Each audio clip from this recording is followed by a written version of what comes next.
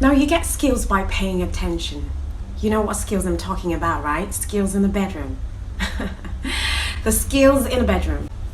Skills in the bedroom is knowing how fast to move or how slow to move, what pattern to use with your tongue, what pattern not to use. Bedroom skills are knowing that every woman on earth is different. It doesn't matter if you've had mad group orgies with 1,500 women in the world. When you're in bed with a new lover for the first time, you're starting from ground zero, just like everyone else, because every woman is different. And a guy who is good in bed doesn't necessarily memorize, ways to move his tongue or practice secret techniques. He pays keen attention to how his lover responds, and he would go as far as asking her what she likes and what she doesn't like, because literally every single woman is different. So if you want to find out if it's skills of a size or size of a skills for me, hit the like button to alert YouTube that you like my content, you like this video, and you want them to promote it. Plus hit the notification bell to get notified whenever I post a video here. You want to be the first person to see my content. Subscribe as well, because I have got great content right here. Be right back. Don't touch this dial after this break. Welcome back. My name is Jane Lawrence, aka Juicy Jane, and I come with a lot of juicy stuff on this channel. Let's get right into it without waste of time.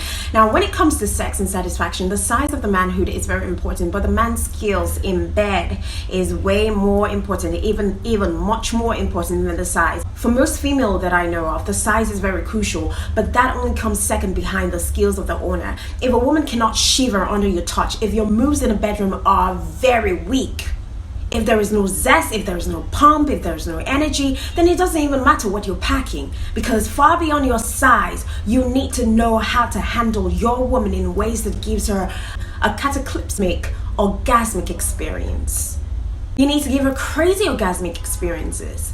All women are different, every single one of us, so what works for one most than likely will not work for another. But the thing here is that most men tend to get lazy about making love.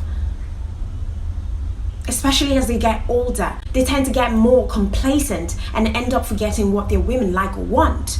So one rule to abide by is this: make your woman come first. If it's possible, she should come more than once, and then it's your time to do so. Alright? That makes you a selfless lover. Some women can come multiple times, but that doesn't mean that they should. Look at it this way, like, you could be having fun, you could be thrusting, you could be licking, you could be kissing, but that can come right after she's climaxed, regardless of the fact that some women need to reset. Some women need a reset time because of how hypersensitive they might get if you just go back in again. Bottom line, you got to learn about your partner's body and how it functions uniquely. Find out what makes her tick in bed. What's the spot that you know when you touch, she goes crazy and moist?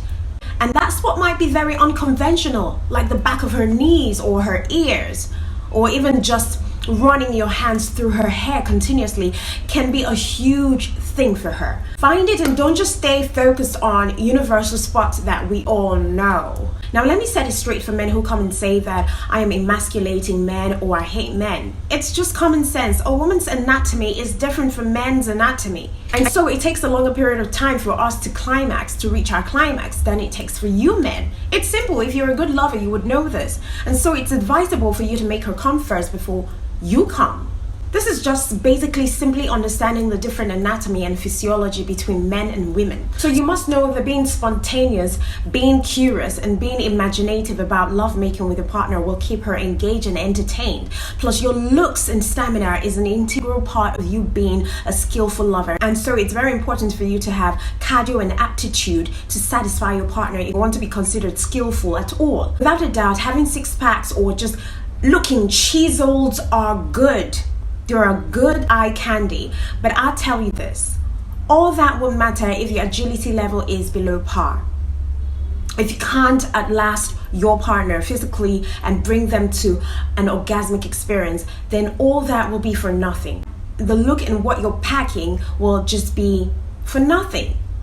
I've seen women complain about their exes or current husbands of how terrible they are in bed. You don't want to be one of those guys that women fake it with and go behind and gossip with your friends about your bedmatics. Alright? So please preserve your ego with your women by amping up your bedroom skills. I've heard some women say, oh, I've been with this guy, the size is so small, but he made me come more than 3 times. He made me come more than, the other guy with a huge D size. Do you want to know why guys with small D are becoming more, preferred?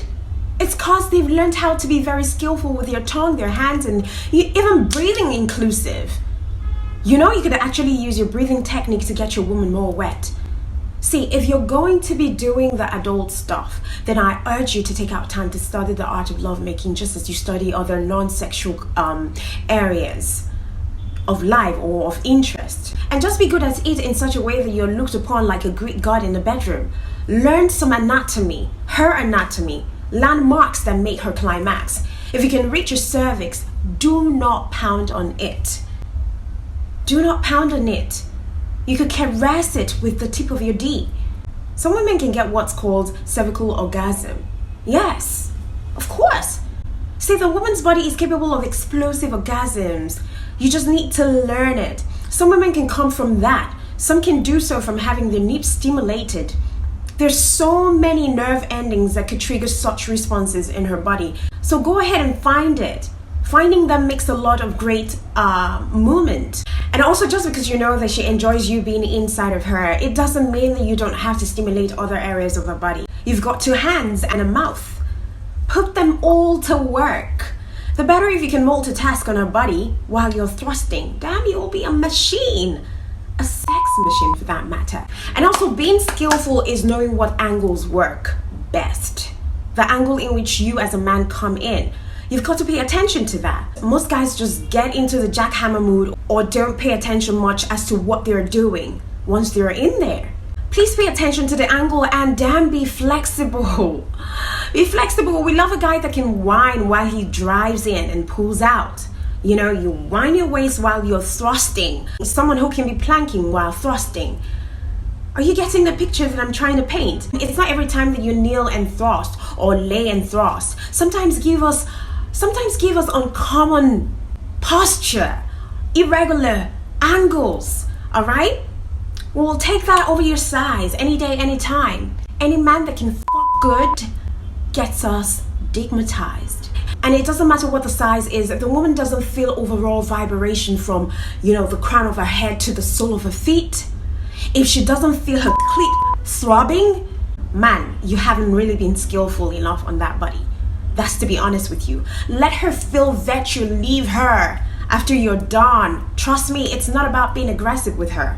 It's about evoking the tiniest sensation from every corner of her beautiful body, playing it like a guitar, playing it like a violin, stroking every string in her body and snatching her soul as you take her to different dimensions that she's never been before in her life. And that is why men with small D will win over men with big D. Because they know their weaknesses and they amplify their strength in the art of body worshipping. They take their time in foreplay before they plunge into the deep. It's always going to be skills over size anytime, any day, if any woman were to choose. All right? What's the point being with a man who has all of the size but can't work with it? Do you get what I mean? That's why men with smaller D will always win, because they've learned the art of, foreplay. And that's it. It's going to be skills over size. Until next time, don't forget to let me know what you think. Plus, don't forget to give this video a huge thumbs up, and I will see you next time. Mwah.